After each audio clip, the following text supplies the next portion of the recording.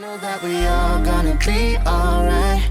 We gon' make it through if it takes us all night. No matter what the odds may bring our way, I can see the blessings coming our way. Yeah, yeah, yeah. Blessings on blessings, yeah. I can see the blessings coming our way. Our way, our way. Blessings on blessings, yeah. I can see the blessings coming our way.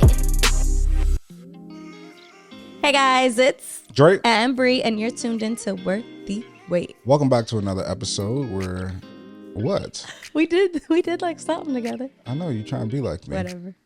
This rolls us into our topic. Well, first, thank you guys for tuning in today. And if you're watching, thank you for watching. If you're listening, thank you for listening. I want to say or make a request that for us content creators and people who do things like this, there are things that mean a lot to us and help us out, that are free to you and mean a lot to us. One of those things is leaving a nice review. So if you listen to this and you like it, leave a 5-star review on Apple Podcasts or Spotify. Doesn't cost you anything, but means a lot to us. That would be awesome. Or, if you're watching the video and maybe this is your first time, if you like the episode, just subscribe. And, doesn't cost you anything, but means a lot to us. It does. We have a goal, so help us. Yes, help us reach the goal. Please, please, please. So let's hop into the episode. So last week we talked about self-sabotage. If you haven't seen that was a good episode. But now we're going to talk about something that people have asked a lot, or it comes up in conversation a lot, I should say, is partnership versus like singleness, Mm-hmm. So let's start with defining, or I guess talking about which is better, because some people feel like being all alone and singleness has its advantages over partnership, which I think there may be, but I believe cat's out the bag that partnership is obviously better. But where you want to start with this conversation? I mean, I don't think anybody wants to be single forever. You can't. Oh yeah, no.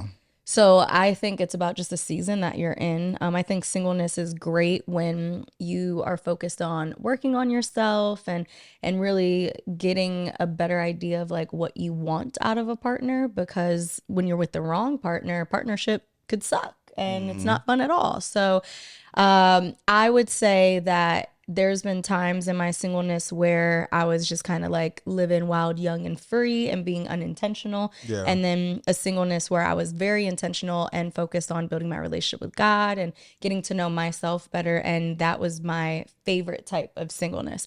And then I've had lots of partners. So I've had partnerships that were toxic. I've had partnerships that were fun. I had partnerships that were a little bit of both. And then I had a partnership like I do now, marriage, with my best friend and the right person. And by far, if I look at all my seasons and the different journeys and relationships I've had, I would absolutely say that partnership is way better than singleness, just because of everything that comes with it. But I think it's all about timing. Yeah, I mean, I think in theory and in general, partnership is better than singleness. So having somebody to help you through something and help you do something, just from a theoretical standpoint, is better than trying to do something on your own, because you're limited as a person in what you can do and what and different things like that. So having assistance, just whether that's in a relationship, whether that's in a business, whether that's, I don't know, if you're a teacher and you got a teacher's assistant, like having somebody to do something with you and offer aid and help and different perspective is just better, I think. Yeah, I mean, for you and achieving a goal. when it comes to partnership, I was just going to say, like, God didn't call us to be alone. So we do know that, like, you're supposed to be with somebody. You're supposed to have a partner. It's just about finding the right partner. Yeah, and I want to lay this foundational baseline thing for it too, because Bre and I watch a lot of nature documentaries. Oh my God, love them. We are watching this one, which is really cool. I forgot what it's on. It's on Disney Plus, but it's basically this nice, chipper, like British guy. He's so cute. I love him so much. And basically he's giving, like, you always watch nature documentaries, but then he gives like the behind the scenes of how you actually like film the documentaries. It's pretty crazy. It's pretty wild, like what he goes through to get this footage, and we just take it for granted a lot of times when we're watching it. But anyways, we watch a lot of nature documentaries, and there are different types of animals that are like solitary, but then you have animals that are like pack animals. And that's essentially what we as humans are. We're social animals, we're social mammals. Like, we thrive in groups, we thrive in communities. And that's mainly because we depend on each other for our own survival. And I want to put this out there because a lot of people be like, oh, I'm independent, I'm independent, I'm independent. Yeah. Like, they're an independent person. It's like, nobody is truly independent. Some people are more independent than others, but none of us are truly independent, because after you get off of work and you hungry, you ain't going to get your rifle and your bow and arrow and lay some traps to catch the squirrel or catch a chicken or something like that, and then defeather it and skin it and all that stuff. Like, you don't depend on yourself for food. You make money and then you go to a grocery store to where it's chickens, shrimp, crabs, like rice, beans, of people who you were depending on to make sure that stuff was there and present, so that when you're hungry, you can go and get it. And that happens in every facet in our life. Cars, technology. We are dependent on each other to live our lives. So for a lot of people are like, oh, I'm independent, I can do this on my own, I can do that on my own. It's like, you're not truly independent. Regardless of if you're in partnership actually with somebody, we're all in partnership kind of with each other to be able to live our lives. And to be able to survive. You are dependent on the nurses and doctors if you are sick or if you're going through something, or the scientists who create the NyQuil and the DayQuil. Like, you're all dependent on them to do their part so that you can kind of live your life. So I will say that's like the baseline, like macro view of like partnership as humans, is that even in your life, you can look, if you feel like you're independent or feel like you're single, it shows that we need each other to really live full lives and live lives that are a little bit easier and not as like difficult. Yeah. Well, thank you for that knowledge. I was like, where's he going with this? But no, yeah, that makes a lot of sense. Yeah. Dang, I thought I was an independent woman at one point in time. Now I'm like, dang, was I ever really? No. You were more That's independent than deep. others, Yeah. probably. No, that's but deep, not though. like super independent. Well, when I saw that we were talking about this topic, the first thing that I thought about was the difference between like growing with someone and like doing individual like growth, like as a single person. And when it comes to what you were just mentioning, like how you kind of have to give and take, and you like everyone needs someone to do something. Business, perfect example. If you and I weren't in partnership, if we weren't dating, if we weren't going through our business together, there's only so much I could do as one person in that business. But Yeah. when you became a partner in the business, we were able to take it to the next level. And it's because we had two people, two heads, we had two different types of strengths and different things that were brought to the table. And it was so much easier to grow. And it's so funny because people would always ask questions like, well, how did you get the business to here? How'd you do that? Or how'd you do this? And I'm like, well, I have an unfair advantage because I happen to have a partner who all of my weaknesses are their strengths and vice versa. So it wasn't just me, it's like we did that together. But it makes me think of like buying a home and like starting a family and like travel and all the things. Like two heads are better than one in all of these cases and scenarios. So when you think about that, then you think of the things that are hard to like work through as an individual without someone.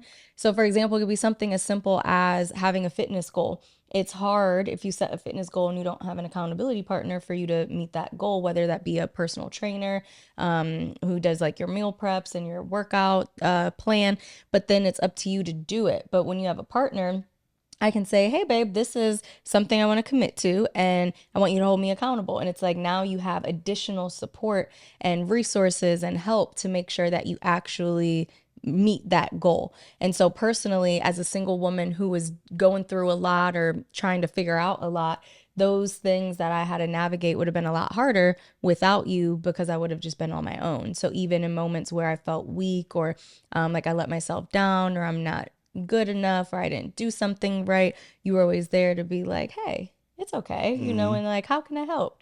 So I just think there's nothing more beautiful than partnerships in a sense. And even when it comes to business and when it comes to like when you have the right friends, like that's a sense of partnership. It's For like sure. relationships and choosing the right partners is so key in having the future that you ultimately want. I think you mentioned a good point with the accountability, and I never really thought about it like that until you said it. And that sometimes you need somebody kind of to disappoint in order for you to stay on track to a certain extent. It's like you need to have somebody that if you don't do what you're supposed to do, you're kind of letting them down, and it Yeah. makes you feel bad. Like so that is what keeps you, on the straight and narrow. I think about, and like you said, it's not just in a person that you're in relationship with. It could be a family member. I know I felt that with my mom a lot growing up. Like I stayed accountable to doing things because I didn't want to disappoint her, Yeah. or didn't want to make her, feel bad about what I was doing. And that's essentially, a partnership to a certain extent, mom and child. For sure. And I think what makes the relationship part of it so difficult, and I've said this before to people, is that you're when you're in a relationship with somebody, that an intimate relationship, that will kind of be the first relationship in your life to where you actually love somebody with all your heart but have to compromise with them. When you are a child and you have your parents, you love them, they love you to death, but whatever they say most of the time goes. Yeah. And then when you have a child, you love them with all your heart, but most of the time whatever you say goes. So you don't necessarily have to compromise with those people that you love. But in relationships, what can make it difficult is this is the first really partnership to where you truly have to come to a mutual agreement in order for this thing to work. And you love this person with all your heart, but that is a challenge that you can't just be like, I want it this way, this is how it's going to be. Or even just listening to somebody and just being like, I'm just going to make it work with what they said because I don't have any other option. Yeah. So I think that makes partnership tough, but it's worth it. I think, I mean, even in our business that we have, or, that we had, and we are doing things more separate now, it's like, we understand that we work better separate to a certain extent, but I don't think we would have got to where we got unless it was for both of our brains kind of coming together in that initial stage to really kind of brainstorm and put things together in order for it to run the way it's running now, to where, you are doing, all of it, and everything for the day to day. I think a big part of partnership is like putting egos to the side and like being able to like be honest with each other. And with like our business, it only became a real issue of us working together once we got married because we started to have sex. And I Yeah. think that changed the dynamic of the relationship. Like I don't want to have sex with my partner, my boss, my my work colleague. Like I want to have like my romantic life, and I want to have my career, and I want to have like it needs to be a little separate. And Separation. we had to come to terms with that in a way that like it wasn't that we didn't like each other or we didn't value each other's work or anything like that. It's just that we wanted to have those two parts separate. And when we were waiting, we had to keep ourselves busy. So our life was our business. Like that's all we did. It's all Yeah. we talked about. It's what kept us in a space where like waiting wasn't really that difficult because we were just constantly doing things and occupied. But then once that's out of the window, it's like, well, what do we really want this partnership to look like? Because it looks a little different. So I think, when you're with someone, the career that they have can change, the goals that they have can change, their ambition levels can change, which is another hard thing to deal with. Is if someone loses lack of motivation, they have really successful seasons and other seasons they're really down and they're not doing well and they need additional support. So the role of the two partners can change, but as long as the alignment is the same and the goal is the same, then it's really cool to be able to work through that as partners and understand that it's going to look a little different in different seasons, but the goal is always the Yeah. same. And I think it's important to, if you watch our channel, watch anything that we've done in the past, I have a saying that I always like to say, that it's a relationship is not two halves coming together, but two wholes growing together. And it's such an important, that's probably like one of the foundational things that I talk about with relationships and people understanding how to operate in singleness and how to come together in a relationship. And the reason I say that in partnership is that you it's called partnership for a reason, meaning that you both have to bring something to the table. It's not a parasitic relationship to where it's like one person sucking everything from the host person, and it's like, you know, it's not mutually beneficial to a certain extent. Yeah. That partnership is us coming together. You have your strengths and the things that you have, that you are a whole individual. I have the things that I have, and I'm a whole individual, and we're growing in this partnership. The partnership is formed for us to grow, continue to pour into each other, and continue to, you know, become better people and do better things in what we're doing, versus like the two halves coming together. That makes the goal becoming one instead of the goal growing together. And the goal shouldn't be like we're doing everything just to become like one whole, like you're filling my holes, I'm filling your holes. It should be a partnership for us to grow, because if you're not growing, what's the point of us coming together and doing this in the first place? Yeah. And I think also when it comes to partnership, I want people to understand like the balance of things. That I know sometimes in any partnership, whether that's business, whether that is relationships, we all think about like the word fair, like what's fair, what's fair, what's fair. Oh, I love using that word. She does. She doesn't use it as much as she used to. I worked on myself. Yes, but fair was a big thing, and it's determining what fair actually means, or what does a balance mean. So does fair mean 50-50 straight down the middle with everything, or does fair mean like if you make 200,000, I make 100,000, then we do things based off of how much we all, you know, make to a certain extent, versus saying 50-50 down the middle. Or if you're really good at this thing and I'm really good at that thing, and it's like, well, at this point in time in our relationship, this thing that we have going on, because you're better at it, it may look like you're doing 80% of the work and I'm doing 20% of the work. But it's like, because, thank you for getting me straight, but because you know, you have this skill and I have this skill, then it makes sense for you to take on more of the work in this capacity for this particular thing, versus me doing something else.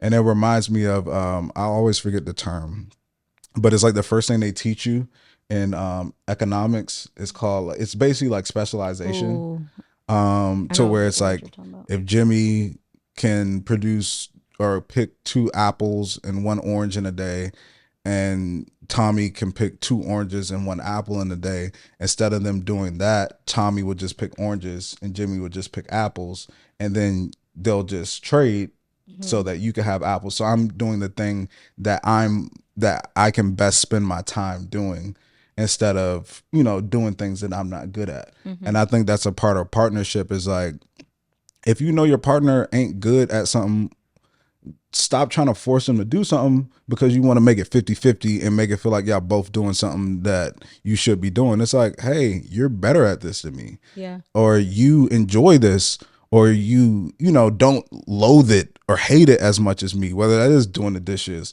or taking the trash out or doing this or doing that.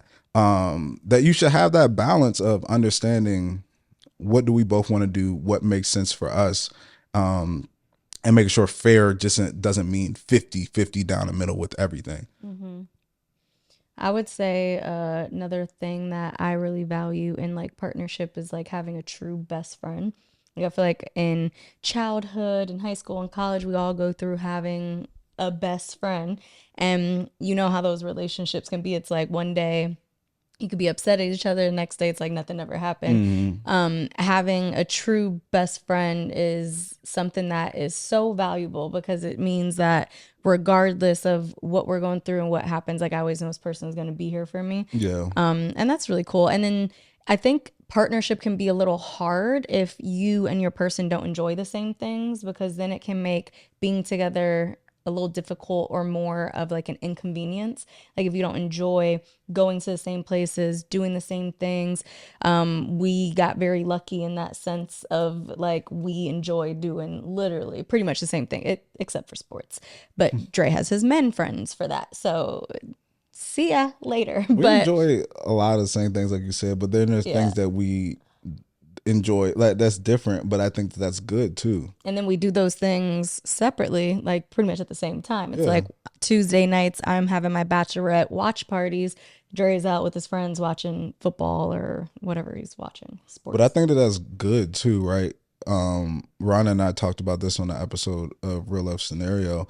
That's important to give your partner space. Number one, to miss you, but also to have their own thing. Yeah. Because it's nothing cooler in a relationship to where you can like bring your partner into your thing, into your world almost. It's like this is not something that your partner is necessarily into or something they never express that they like, but you can kind of like bring them into that. And then when they join you in that, you're like excited about it. Like if I, the times where I've sat down and watched The Bachelorette or Bachelor with Bre, she was like excited and she's like explaining to me, so this is this person and this is this person and that is that person. And it's like it's cool for her to be able to like, yo, my husband's joining in with me with this thing that I really like, and I'm able to explain it to him and show him this. And I think it's important though not to like take over those spaces either, that you continue to let that person that be their space, like because everybody needs their things that they have that's separate from you. So I would never like every single Tuesday like watch The Bachelorette with you, because that's kind of your release. That's the time you hang out with some of your friends and watch things. So even if I pop in, I would never like, all right, I'm watching it with you every Tuesday now, because that's like your thing. It's reminded me. So yesterday we were waiting on a train and Dre tried to show me, what is this game called? Clash of the Clans. Clash of the Clans. Y'all, I was so uninterested. I was like, okay, I get it. It's boring. I don't want it. And he's like, no, let me show you. Let me show you. And I was like, She should I have had a hate better this. attitude towards it. But that's what I was saying when you said that. I laughed because I was like, oops. Because I did not take interest at all.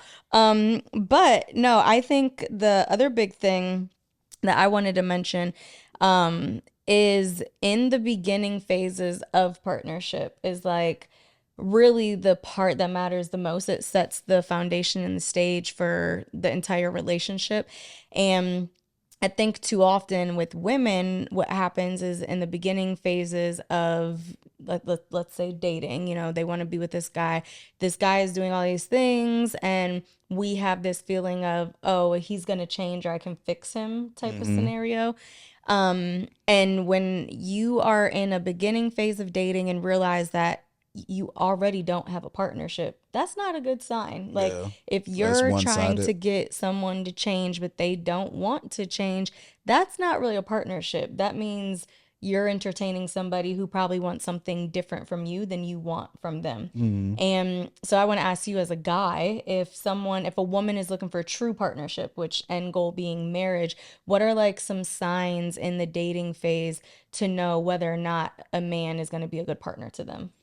Number one, there aren't games. That's one thing I realized early on in our relationship, is that I've been through a lot of situations where I was talking to somebody or dating somebody, and you're thinking like, well, you know, maybe I should wait to hit them up, and then it's like, all right, I said good morning to them, maybe I should wait, and then the person doesn't text you back for 3 days, and then it's like, oh, they said they were doing it. It's like a lot of guessing and back and forth and like games, and you're like trying to figure out like, how should I do this or how should I do that? But I think when somebody's intentional about you and you're intentional about them, there is no like, if somebody forgets to hit you back, you know, they explain like, oh, I was doing this or I fell asleep or something like that. Yeah. Or they don't get upset at you for saying good morning or, you know, doing the normal things you do when you're into somebody.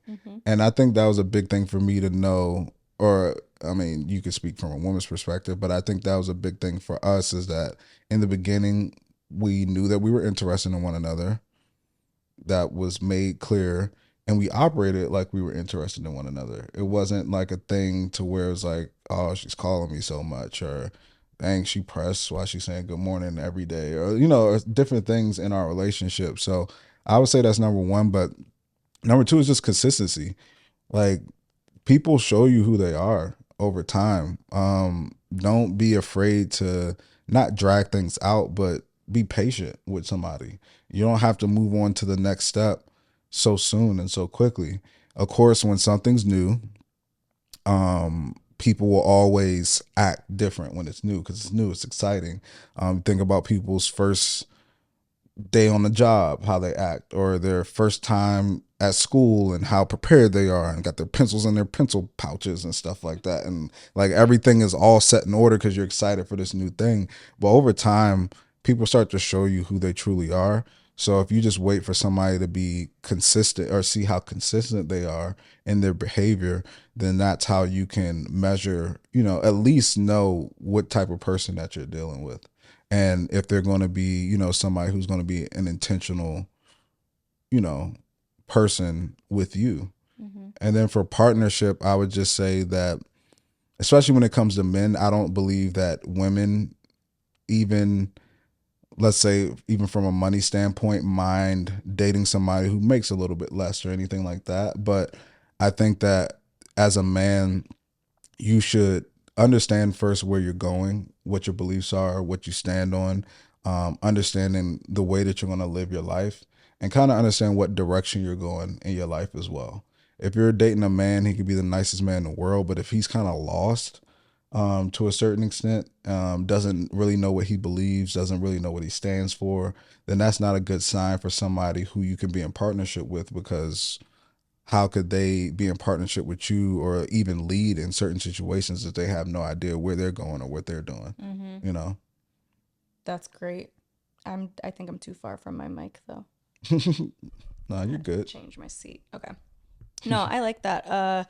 I think for me, very early on, I was like, oh, this isn't just a boyfriend when I was dating you.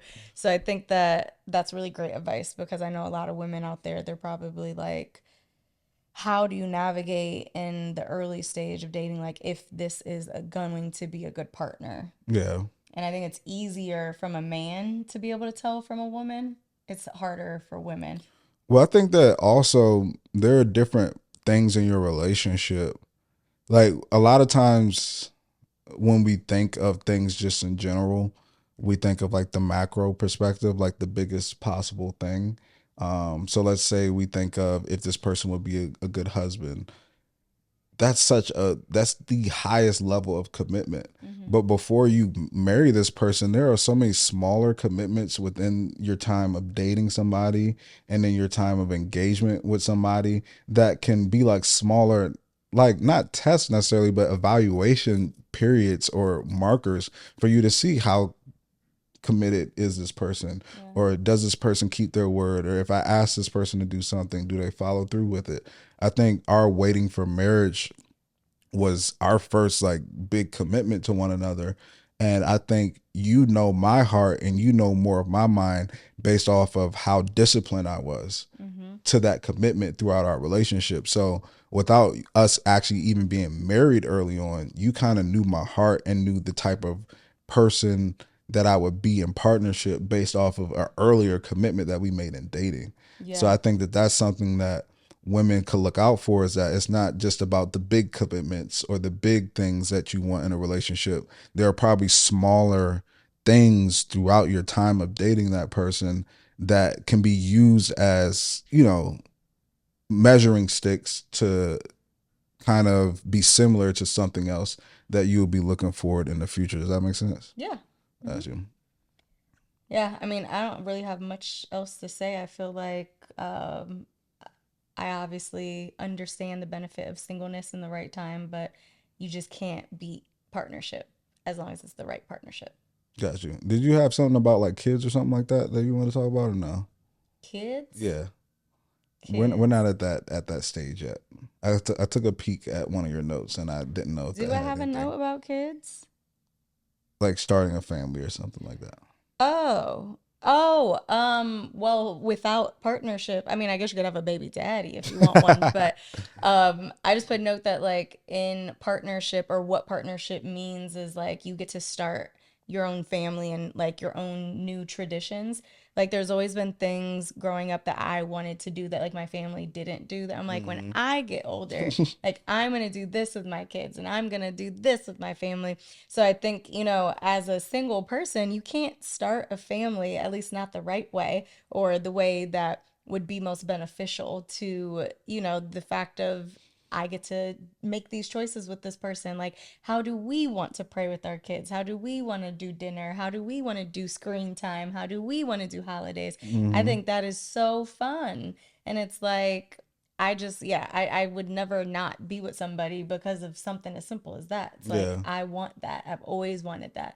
Dre mentioned in the last episode that I've always been like a hopeless romantic, and I joked that it was because I watched a lot of Disney and like all of the princess movies, but it's true. Like when I would see these families like That's So Raven and My Wife and Kids, and I would be like, "Ooh, that's so cool. I want to do that with my kids." And I just think partnership is work, it's effort, but then a big reward of it would be, sitting there one day looking at the beautiful babies that you've created and the beautiful memories that you're creating and the new traditions that you guys came up with. I just think that that's a really cool.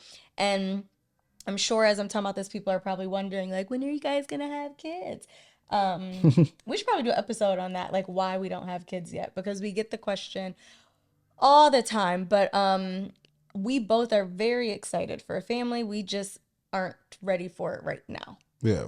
Or it's not that we're not ready. We're choosing not to do it right now. Yeah. And we have reasons, but Yeah. I mean, it's a big decision, a big life decision, and there is no reversing it. It's yeah. once it happens, you in it, and life changes to a certain extent. Probably not as much as a lot of first time parents may think, but it does, right? So, while we have the choice to decide, if we are ready for that yet, we decided that not right now, at It's least. funny because people be like, well, there's no better time than God's time. And I'm like, there's a thing called birth control and other methods that it's not that. We're being smart.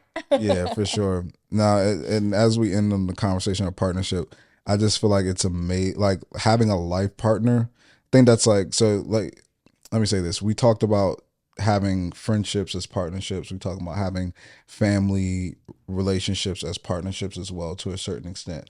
But having a life partner, like somebody you're intimate with, hmm um, is the best type of partnership in my experience, because there's nothing like, and we experience this with friends who are our best friends, hmm but there's nothing like having someone who you can experience all facets of life with, hmm have conversations about all facets of life with, and Did just, you just say the same thing twice? I said do things in all facets of life and then have conversations about all Okay. facets of life.